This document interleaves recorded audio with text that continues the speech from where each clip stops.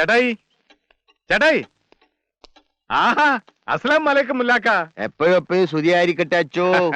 നിങ്ങളെ നമ്മളൊന്ന് കാണണോന്ന് വിചാരിച്ചിരിക്കായിരുന്നു. അപ്പഴേക്ക് നിങ്ങൾ നമ്മളെ മുന്നിൽ വന്ന് വെട്ട്. അപ്പോഴേ ചേട്ടായി അധികം കിന്നരിക്കാനൊന്നും നിൽക്കുന്നില്ല, പോയിട്ട് കുറച്ച് തിരക്കുള്ളതാ. എന്നതാടാ ഇത്ര തിരക്ക്? പള്ളിയിൽ കുമ്പസാരിക്കാൻ മഹാഭാവികളായ കുഞ്ഞാടുകൾ കൂട്ടം കൂടി നിൽക്കുന്നുണ്ടാവും. ഒന്ന് പോടാ, നീ അവിടെ ഇരിക്കേ. പിന്നെ എന്റെ വീട്ടിൽ എന്നെ ഇരുത്താൻ നോക്കല്ലേ ചേട്ടായി. എന്നാ നീ അവിടെ നിന്നോടാ കരടി വെച്ചാ. ഒന്ന് പോടോ പിശുക്കൻ പാപ്പു. പിശുക്കൻ നിന്റെ തന്ത. അതേ തന്തയ്ക്ക് പറഞ്ഞതല്ലേ താനും. പഠിച്ചോനെ, ഈ അച്ഛൻ കുഞ്ഞ് കത്തനാരാകേണ്ട ആളല്ല, പോലീസിൽ ചേരേണ്ട ആളാണ്. എന്നാ ചെയ്യാനാ മുല്ലാക്ക, ഈ ഇടവേ ഇരിക്കണമെങ്കിൽ പുണ്യാളച്ചന്റെ സ്വഭാവം ഒന്നും പറ്റില്ല. അല്പം ഗുണ്ടായുസം കളിച്ചേ പറ്റൂ. അത് നേരാണ് കേട്ടാ. മുല്ലാക്ക ഇരിക്കെ. ചേട്ടായി വന്നേ. വരാൻ വാ. ഞാൻ വന്നതേ അടുത്തയാഴ്ച മാതാവിന്റെ പെരുന്നാൾ തുടങ്ങുവാണെന്ന് അറിയാവല്ലോ. പള്ളിക്ക് നല്ലൊരു സംഭാവന എത്തിക്കണം ചേട്ടായി.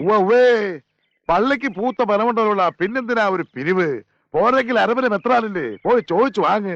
എന്നാത്തിനാ? പിതാവ് തരത്തില്ലെന്നേ. നമ്മള് ചാക്കപ്പനുമായി ഉടക്കുണ്ടാക്കിയത് അതേ അറിഞ്ഞു. ഓഹോ, അത് ശരി. അപ്പൊ ഞാൻ തന്നെ തരണം. ഈ പാറേ പാപ്പു ഒരു ചില്ലി കാശ് തരത്തില്ല. അല്ല, അങ്ങനെ പറഞ്ഞാ എങ്ങനെയാ? എന്റെ അവകാശം ഇവിടെ കിടന്ന് പെരുകുമല്ലേ, അതിന്ന് കുറച്ചെങ്കിലും തന്നാ മതി. ആ അവകാശം പറഞ്ഞോണ്ട് പള്ളിയിലേക്ക് നീ കുറെ കൊണ്ടുപോയിട്ടുണ്ടല്ലോ ഇവിടുന്ന്. എന്നിട്ട് ആ ചാക്കപ്പനും കൂട്ടരും എന്തോന്നാ പറഞ്ഞെടുക്കുന്നേ? പള്ളി മുതൽ മുഴുവൻ നീ ഇവിടെ കൊണ്ടത് കെട്ടി താത്തിരിക്കുന്നല്ലേ.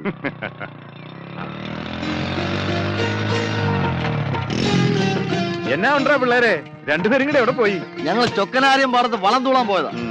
എങ്ങനെയുണ്ടാ കൃഷിയൊക്കെ? തരക്കേടില്ലച്ചോ. തരക്കേടില്ലെന്നോ? ബൈക്കേ കയറി ഇങ്ങനെ നടന്നാ പോരെ, നന്നായിട്ട് പണിയെടുക്കാം. ആഹാ, ഇതാര് ചേടുത്തിയോ? എന്നാ ഉണ്ട് ചേടുത്തി വിശേഷം? ഇപ്പോഴും ആഴ്ചപ്പതിപ്പിലെ തുടർക്കഥയൊക്കെ വായിക്കാറുണ്ടോ? അതിനൊക്കെ എവിടുന്നാ സമയം കിട്ടുന്നേ? ഇതാര് കുഞ്ഞിപ്പെണ്ണോ? നിന്റെ കോളേജും പഠിത്തമൊക്കെ എങ്ങനെയുണ്ടീ? കുഴപ്പമില്ല ചിറ്റപ്പ. ഇതെന്നാ നീ അച്ഛനെ കയറി ചിറ്റപ്പാന്ന് വിളിക്കുന്നത്? അച്ഛനായി കഴിഞ്ഞാൽ ബന്ധവും കുന്തവും ഒന്നുമില്ല, അച്ഛോന്ന് വിളിച്ചോണം. അറിയാതെ പെട്ടെന്ന് വിളിച്ചു പോയതാ. അവക്ക് ഇഷ്ടമുള്ളത് വിളിച്ചോട്ടെ എടുത്തി. നോക്കി നിൽക്കാതെ എല്ലാരും സ്തുതി കൊടുക്കേ. എല്ലാവർക്കും സ്തുതിയായിരിക്കട്ടെ. പിന്നെ തളിപ്പറമ്പിൽ നിന്ന് ചേച്ചിയുടെയും അന്തോണിയുടെയും വല്ല വിവരം ഉണ്ടോ? പഞ്ചായത്ത് പ്രസിഡന്റ് കസേര തെറിച്ചോ? ഏയ്, ഇതുവരെ ഒന്നും തെറിച്ചിട്ടില്ല. 2 ദിവസം ആന്റി കൊണ്ട് ലാൻഡ് ചെയ്ത് ഇന്നലെ ഫോൺ ചെയ്തിട്ടുണ്ടായിരുന്നു. അല്ലാ, 36 മരുന്നുണ്ടാ തളിപ്പറമ്പിൽ നിന്ന്. എന്നാ പിന്നെ കുറെ ദിവസത്തേക്ക് നല്ല ബഹളായിരിക്കും ഇവിടെ. അപ്പയേ നമ്മൾ ഇറങ്ങിയാണ്, പോയിട്ട് പണിയുണ്ട്. ഓഹോ, എന്നാ ഞാനും ഇറങ്ങുവാ. നിനക്കെന്തോടാ എത്ര ധൃതി? എനിക്ക് ആ സ്കൂൾ വരെ പോയിട്ടൊരു അത്യാവശ്യ കാര്യമുണ്ട്. പിന്നെ ചേട്ടായുടെ പള്ളിക്കകത്തുള്ള ഒരു കോപ്പേവിളി ഉണ്ടല്ലോ, അത് ഇന്നോടെ നിർത്തിക്കോണം. അതിന് നീ എന്നെ ശവപ്പെട്ടിക്കകത്തിട്ട് മൂടണവിടാ കോപ്പ. കുഞ്ഞെ, നിങ്ങളുടെ ഒപ്പര ആ പള്ളിക്കവല വരെ ഞാനും പഞ്ഞിണ്ട് ലഗേജ്. എന്തി ചേട്ടാ.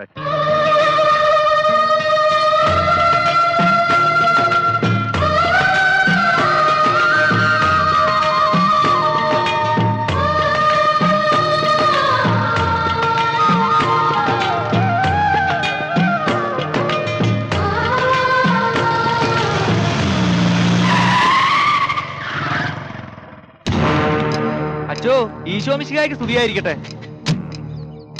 പള്ളിപ്പറമ്പിലെ തേങ്ങയും പാക്കും വിറ്റേന്റെ കാശ് കണക്ക് പറഞ്ഞ് വാങ്ങിച്ച് കുടുംബത്തേപ്പിക്കാൻ പോയതായിരിക്കും അച്ഛൻ ഈ 4ാം വേദക്കാരനെയും കൊണ്ട്. അല്ലേ? അല്ല, ചത്തുപോയ നിന്റെ അപ്പാപ്പ മാമ്പിള്ളി മാത്തൻ സെമിത്തേരിയിലെ കോൺക്രീറ്റ് കല്ലറ പൊളിച്ച് പുറത്തിയാടിയിട്ടുണ്ട്. അവനെ ഒരു കാഞ്ഞിരത്തെ തറയ്ക്കാൻ ഒരു 4ാം വേദക്കാരനെ ആവശ്യമുണ്ട്. അതിനുവേണ്ടി കൊണ്ടുപോയതാടാ മക്കളെ. ഞങ്ങള് രണ്ടാളും പഠിച്ച പണി 18 നോക്കിയിട്ട് പറ്റാഞ്ഞിട്ട് ഇനിയിപ്പൊ പൂഞ്ഞാറ്റിന്ന് മിത്ര നമ്പൂരിനെ കൊണ്ടിട്ടുണ്ട്. അത്രയ്ക്ക് വല്ലാത്തൊരു ഇബിലീസാണ് എന്റെ ഉപ്പാപ്പ.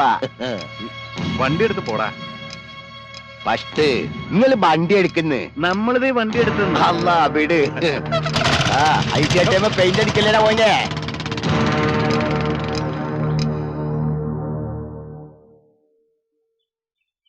പാലും കുറവ്, വിലയും കുറവ്.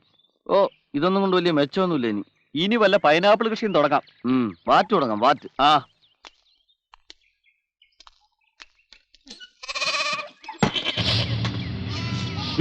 ആടാ, തൈ മുഴുവൻ നശിപ്പിച്ചല്ലോ.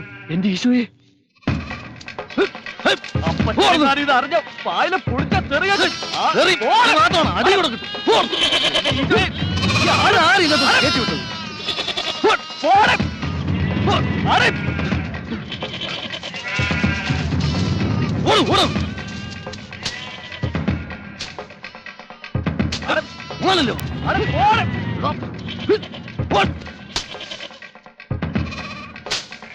ഇങ്ങോട്ട് പോട. എന്നാത്തിനാണ് നിങ്ങൾ ഈ പെണ്ണാടിന്റെ പുറകെ ഇങ്ങനെ ഓടുന്നത്? റബ്ബർ തൈ മുഴുവൻ ആട് കടിച്ച് നശിപ്പിച്ചു. എന്റെ ഈശോയെ, നിന്റെയൊക്കെ കണ്ണ് ഏത് മറ്റടത്തായിരുന്നാ? കുറെ ദിവസങ്ങളായി നടാൻ വെച്ചിരുന്ന തൈകൾ മുഴുവൻ നശിച്ച ജന്തുക്കൾ തിന്ന് നശിപ്പിക്കുന്നു. ഇതില്ല ഞാൻ ഇന്ന്. എന്നതാ അപ്പച്ച ഈ കാണിച്ച്? ആരുടെ ആടാണ് ഇത്? അയ്യപ്പന്റെതാ. ആ കുഞ്ചിക്കുഴിയൻ നാറിയോട് ഞാൻ 1000 പ്രാവശ്യം പറഞ്ഞിട്ടുള്ളതാ, ആടിനെ ഇങ്ങോട്ട് വിടരുതെന്ന്. അയ്യോ എന്റെ അമ്മ. അയ്യോ, കറവയുള്ള ആടാ. എന്ത് തന്തയില്ലാത്തരമായി കാണിച്ചത്? തന്തയില്ലാത്തരം കാണിച്ച് നിന്റെ തന്തയാ. തന്തയും മക്കളും കൂടെ പോക്കരതരം കാണിച്ചിട്ട് മറ്റേ വർത്താനം പറയും. എന്നതാടാ ഇതൊരു 14 15 കിലോ വരും. അല്ലേ പോട്ട് ഒരു 16 കിലോ. കിലോയ്ക്ക് 100 രൂപ വെച്ച് എത്രയാ? ആ കണക്കറിയത്തില്ലല്ലയോ? എങ്കിൽ ഞാൻ പറഞ്ഞു തരാം. 1600, തൊലിക്കൊരു 50 വേറെയും, അങ്ങനെ 1650. ഞങ്ങളെ പട്ടിക്ക് വേണം തന്റെ ഉലുവ. പണത്തിന്റെ ഈ കൊഴുപ്പുണ്ടല്ലോ, അത് നിങ്ങളുടെ കയ്യിൽ തന്നെ വെച്ചാ മതി. പാവങ്ങൾക്കൂടെ ജീവിക്കണം. പാവങ്ങൾക്ക് ഇവിടെ ജീവിക്കാൻ ഇത്തിരി ബുദ്ധിമുട്ടാ. വേണമെങ്കിലേ പിള്ളേർന്ന് വാങ്ങിച്ചോട്ട് പോ. താൻ ചെവിയെ നുള്ളിക്കോ. തന്നെ കോടതി കയറ്റിയില്ലെങ്കിൽ ആ, എന്നെ പേടിപ്പിക്കുന്നോടാ. ഇറങ്ങി പോടാ എന്റെ വളപ്പിന്ന്. എന്നെ കോടതി കയറ്റണേ ഇവിടെ വകുപ്പ് വേറെ ഉണ്ടാവണം. ഇത് വകുപ്പ് വേറെയാ. ചുരുങ്ങിയത് 6 മാസമെങ്കിലും അയാൾ അകത്ത് കിടത്താം. അപ്പൊ വക്കീലിന് കാര്യം മനസ്സിലായി അല്ലേ? എന്തായാലും അയാളെ വെറുതെ വിടരുത് മുതലാളി. ഒരു ദിവസമെങ്കിലും പാറ പാപ്പനെ അകത്ത് കിടത്തണം. അതെങ്ങനെയാ? അയാള് കള്ളും കുടിച്ച് പൂരപ്പാട്ടും പാടി വരുമ്പോ ചൂട്ടും പിടിച്ച് വഴി കാണിക്കാൻ നിന്റെയൊക്കെ തന്തയല്ലേ മുന്നേ നടക്കുന്നത്? എന്നിട്ടിപ്പൊ കിട്ടിയേ? അച്ഛനോട് എത്ര പറഞ്ഞാലും മനസ്സിലാവൂല. മനസ്സിലാക്കി കൊടുക്കണം. ആ, വക്കീലിന്റെ സാമർത്ഥ്യം ഇനി കോടതിയിലാ കാണേണ്ടത്. ഓക്കെ.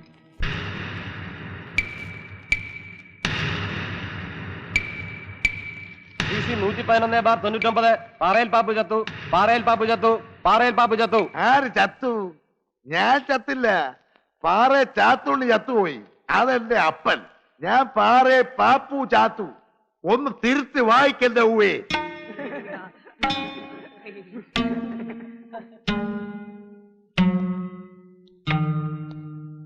ഇത് കോടതിയാണെന്ന് അറിയില്ലേ? എന്റെ പൊന്നേമാനെ, എനിക്ക് അതൊന്നും അറിയത്തില്ല. നിങ്ങൾക്ക് വക്കീലില്ലേ? ഇല്ല, വക്കീലിന് കൊടുക്കാനുള്ള കാശൊന്നും എന്റെ കയ്യിലില്ല. കോടതിയിൽ സത്യം മാത്രമേ പറയാവൂ, നിങ്ങൾക്ക് അറിയില്ലേ? കോടതിയിൽ നിന്നല്ല, എല്ലായിടത്തും ഞാൻ സത്യം മാത്രമേ പറയാറുള്ളൂ.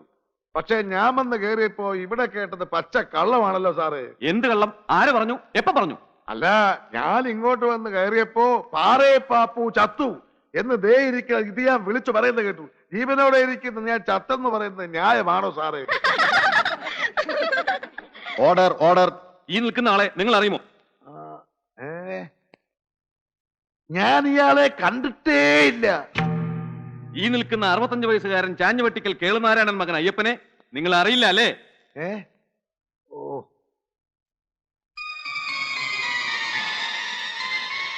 ആ നമ്മുടെ അയ്യപ്പനല്ലേ ഇത്? മനസ്സിലായില്ല കേട്ടോ. ഈ വെയിലത്തിൽ നിന്ന് കയറി വന്നതുകൊണ്ട് കണ്ണ് തീരെ പിടിക്കുന്നില്ല.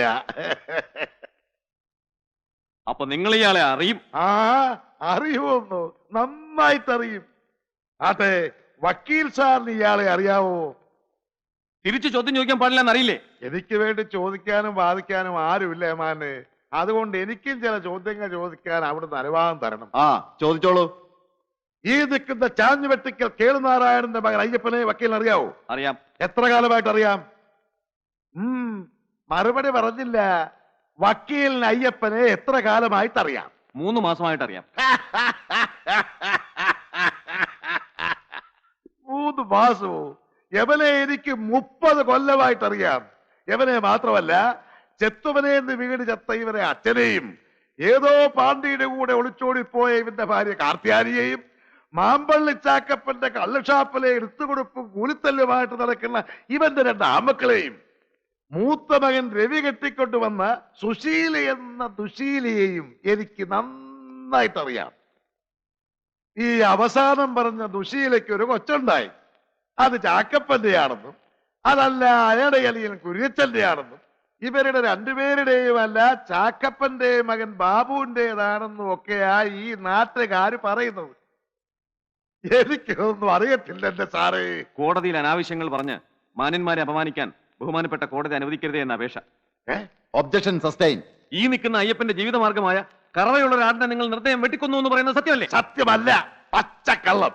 ഞാൻ എന്റെ മക്കളെ പോലെ സ്നേഹിച്ചു വളർത്തിയിരുന്ന റബ്ബർ തൈകത്തിൽ നിന്ന് വയറ് വീർത്തിയ ആട് എന്റെ മുമ്പിൽ വീണ് ചത്തപ്പോ അയ്യപ്പന്റെ മക്കൾ അവിടെ ഓടി വന്നു.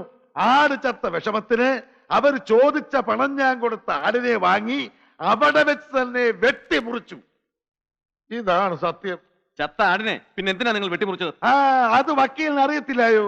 ചത്തതിനെ ഉടനെ വെട്ടിയില്ലെങ്കിൽ ചോര കട്ട പിടിച്ച് ശവമാകും, പിന്നെ തിന്നാൻ കൊള്ളത്തില്ല. ഇത്ര നിസ്സാരമായ കാര്യങ്ങളൊന്നും അറിയാൻ വൈകി പിന്നെ ഇത് ഞാൻ എങ്ങനാ വക്കീലായേ?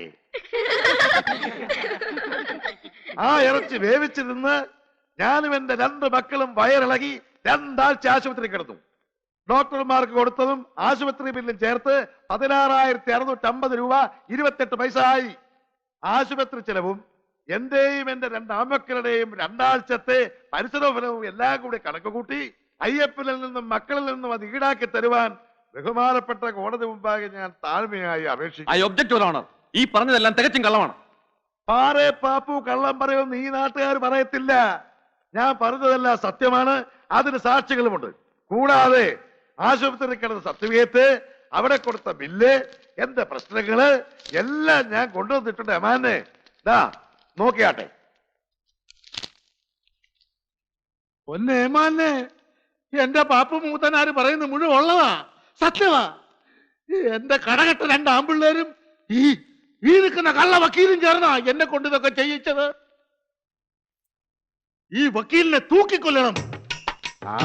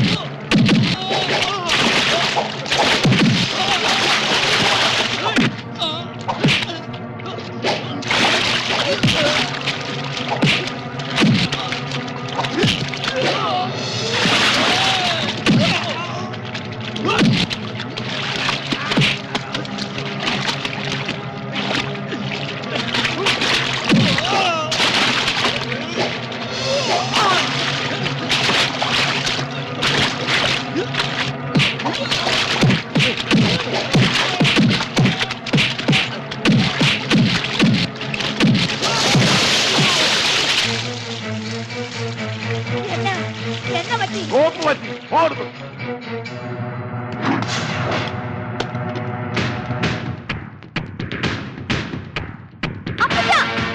എന്നതാ ഇത്?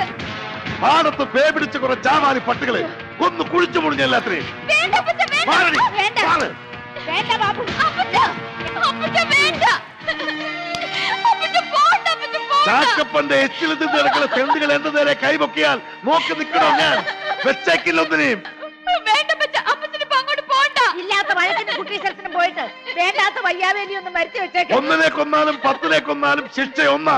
ഈ പാപ്പോട് ഒരു പുല്ലനെ പേടിയില്ല. മാറടി. അപ്പച്ചൻ എന്നാ കാണിക്കാനേ പോന്നു? അവരൊക്കെ പോയി. കണ്ട തെണ്ടികളുടെ തല്ലും കൊണ്ട് വന്ന് നിൽക്കുന്ന എന്റെ ആമക്കള് മാറി നിൽക്കണ. വിടുവാ. അപ്പച്ച പോണ്ട. അപ്പച്ചന് കുഞ്ഞിപ്പെണ്ണായി പറയുന്നേ. അപ്പച്ചന് എന്തേ സംഭവിച്ച പിന്നെ കുഞ്ഞിപ്പെണ്ണ് ജീവനോടെ ഇരിക്കില്ല, അതുറപ്പാ. റബ്ബില്ലാലമീനായ തമ്പുരാൻ, നിങ്ങൾക്ക് എന്താണ് പെരാന്ത? ഒരു വാശി കൊണ്ട് കെന്റി ചാടിയ പല വാശി കൊണ്ട് കെന്റിന്ന് കയറാൻ പറ്റൂല മനുഷ്യനെ. നിങ്ങളൊന്ന് അടങ്ങി. എല്ലാത്തിനും നമുക്ക് വയ്യുണ്ടാക്കാം.